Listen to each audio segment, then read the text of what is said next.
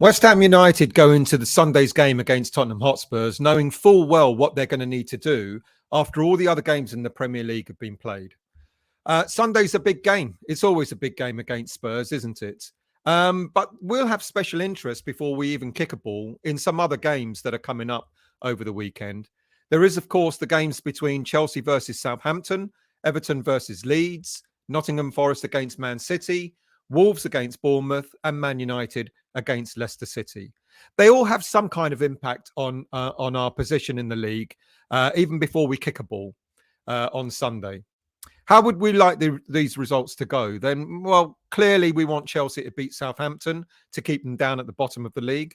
Everton, we want them to draw against Leeds, maybe. Man City, we want them to beat Nottingham Forest to drag them back down into the mire. And probably we want Wolves to beat Bournemouth, which is a kind of lesser evil than Bournemouth beating Wolves, I guess. But maybe a draw will do there as well. And of course, we want Man United to beat Leicester to keep them down there as well. If we have all the results going our way, a win against Spurs will give us 23 points, won't necessarily move us any further up the league. We'll probably stay at 16th.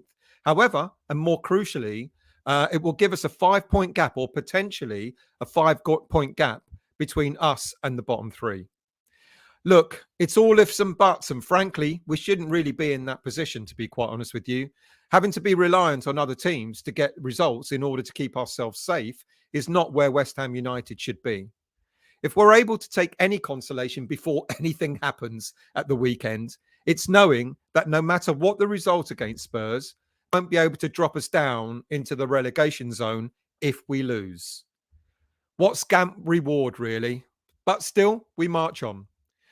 Let's briefly look at the opposition. In our last 5 games against them, it's been on as even, with 2 wins each and a draw in the last time that we played them, where Souček got the equaliser back in August.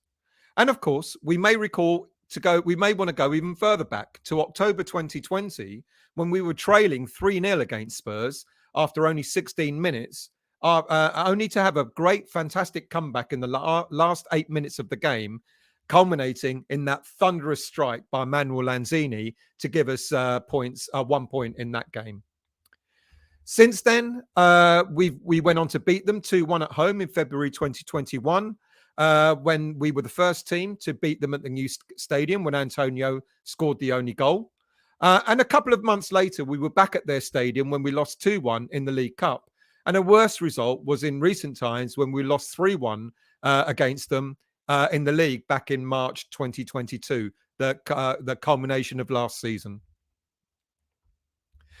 As with Spurs, as with West Ham, Spurs have got their own injury concerns of players that might be out for the game or look indefinitely out for the game coming up.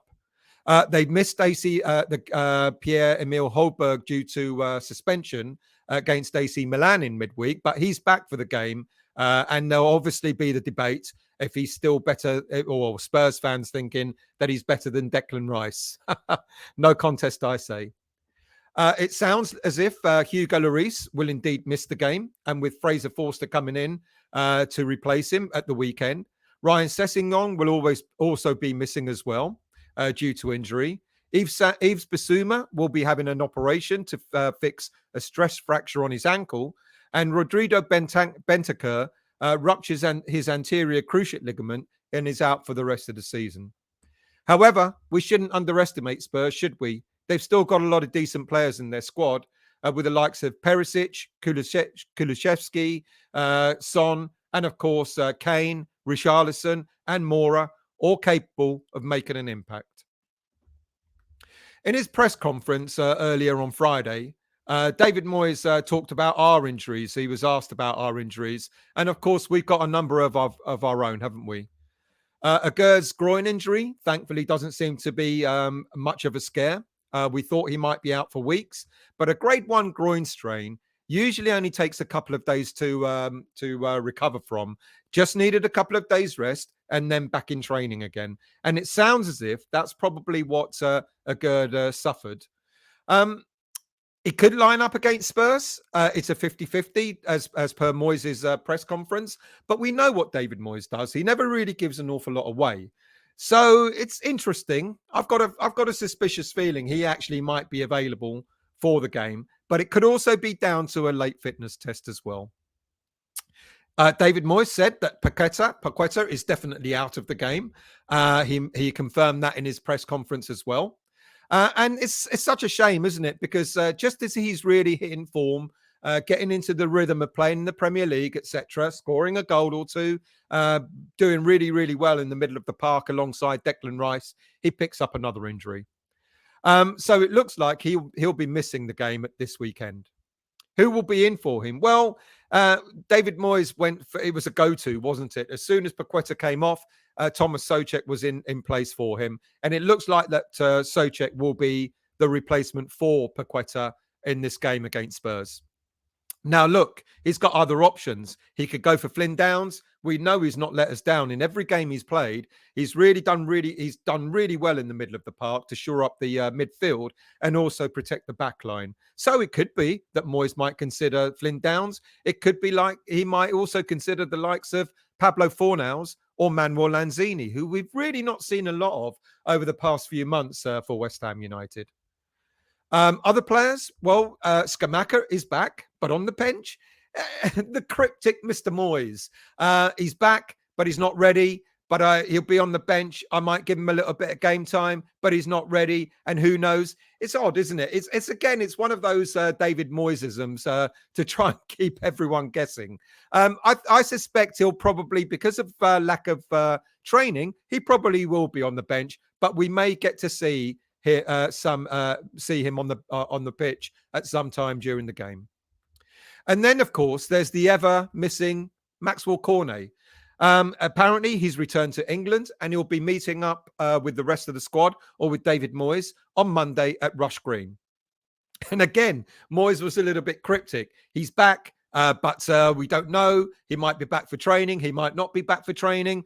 Look, it's evident. He's had a good rehabilitation on his calf injury. He'll be back in training, but it will take a little bit of time to get him back up to match fitness. So it might be a few weeks yet before we see the likes of Cornet coming on for West Ham United.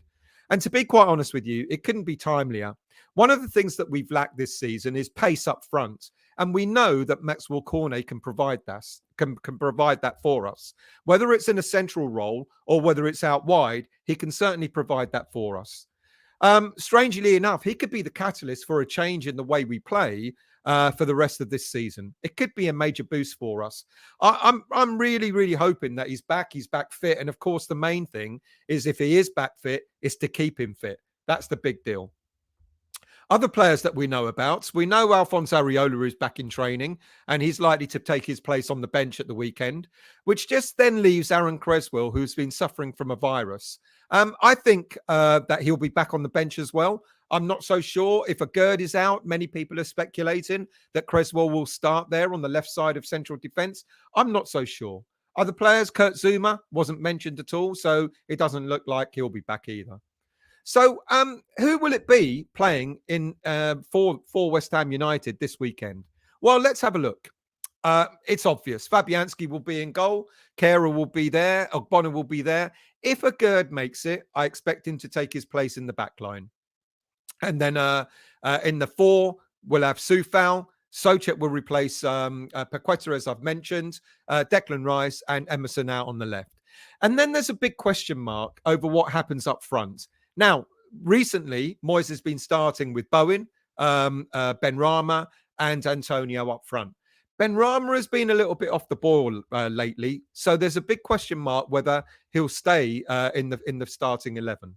Look, if Aguerd doesn't make it, we know it's going to be Ben Johnson quite likely to come in. People are saying, like I said a moment ago, that Cresswell's likely to start. I'm thinking it'll be Johnson if Aguerd doesn't make it. But further up front, there's also talk about the return of Pablo Fornals to replace Benrahma, who's been misfiring of late. I don't mind that. I think Fornals is better suited in a more middle role rather than playing out wide. Now that Emerson has more or less established himself out as a left wing back, we know we don't have to play Fornals in that area. So having him a bit more central and a little bit more closer to the attackers might work for Moyes, and that might be an option that he may go for. There is, of course, another option, which is one that I would prefer. Look, I put Antonio out on the left and I put Danny Ings up front. But I wouldn't mind if it's Benrahma, if it's Antonio, even if it's Fornals, or even Lanzini starting just behind the striker. But what I'd really, really like to see is for Danny Ings to start. Look, Moyes was asked in his press conference whether there was any prospect of Danny Ings becoming a regular starter in the side. And as ever, again, Moyes was elusive. His answer was, we hope so. We brought him here to get some goals, but he's had a knee injury, which we're looking after him as best we can. We're looking forward to getting him and scoring some goals. Well, he's not likely to score goals if he's on the bench. And I want to see a little bit more than just 15, 20 minutes in the final part of a game for him to have an impact. Why not start him against Spurs? Spurs' backline ain't the best. To be quite honest with you, and with a clever footballer like Dyer, like Dyer, he's not a clever footballer. With a clever footballer like Danny Ings, I reckon he can get at that Spurs defense, to be honest with you. Like I said in the review last week in the Chelsea game, when Danny Ings came on, he gave us something different up front. He gave us a different option. His movement was clever, dragging players out wide, dragging defenders out wide to create space in the middle of the park. And if you had someone like Bowen and Antonio behind him, or Bowen and Benrahma, or Bowen and Fornals, it doesn't matter. Those attacking players around him, he can create space for those players to cut in and create chances for. So I really, really would like Danny Ings to start. I think he'll give us something different. It will show intent. It will show that we're going after Spurs. And I think we can get a result. Look, the safety side of me says 1-1, probably. But the ambitious side of me says, if we do start with Danny Ings, why not go for a win? Even if it's a scrappy 1-0, I don't care. I take that. As Moyes has said himself, we've got to convert the draws into wins. Draws are fine, but wins are even better. So why not, if we're looking at that, why not go for Danny Ings and get at Spurs at the weekend? So there's my prediction. My head says 1-1. My heart is saying 1-0. If you're new to the channel, please hit the like and subscribe button and the bell notification to let you know when I'm next on. I've got a special coming up, which will probably go out on Saturday. So do look out for that as well. There's, of course, the West Ham Weekly that'll be back on Monday evening. And there'll also be the predictions brief show where various YouTubers and other social media people will give us their predictions for the game against Spurs. And that'll be out on Saturday as well. So thank you all for watching. Come on, West Ham. Let's get a win against Spurs. And I'll see you all soon.